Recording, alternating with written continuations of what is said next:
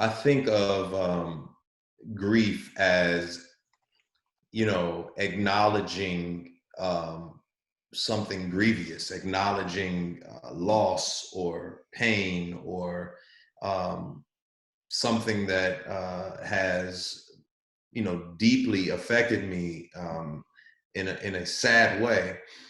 And I think of despair as almost perplexed, without hope, without solution, and at a place where, yeah, ultimately hopelessness. And I think, for me, I, I I always want to challenge myself in my darkest moments, that I am not grieved to the point of despair, that I'm not grieved to the point of hopelessness, that I do have hope, um, you know, ultimately because I believe in the words of Jesus. I believe in the eternal hope that he does offer. But even outside of that, I have hope that um, my life and every moment that I live, even going through trauma, it becomes the the my ceiling becomes someone else's floor.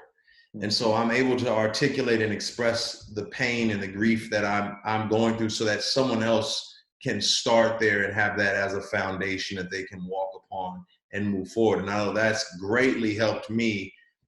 Historically, I think of just being a child and not really understanding why I gravitated to the lyrics of Tupac. I didn't understand it, but there was so much pain and so much trauma that my own childhood was able to connect with. And what he did for me was he created a floor that I could begin to walk on.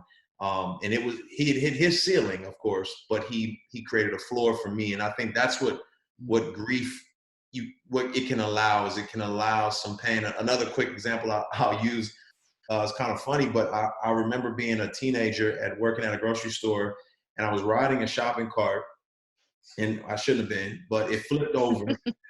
It flipped over and it ripped my fingernail out of my finger. And I didn't know what happened. I just knew there was a lot of blood. So I covered it up. I went inside the store. I was kind of like screaming, wincing in pain. And I remember the butcher looking at me and he said, "Hey, calm down. You're going to be okay. You're going to be okay." And I was like, how can this man assure me I'm going to be okay? And he held up his hand and he was missing some fingers. and and I can't explain to you, but it calmed me because it helped me understand someone had been through this, or even worse, and that all hope was not lost.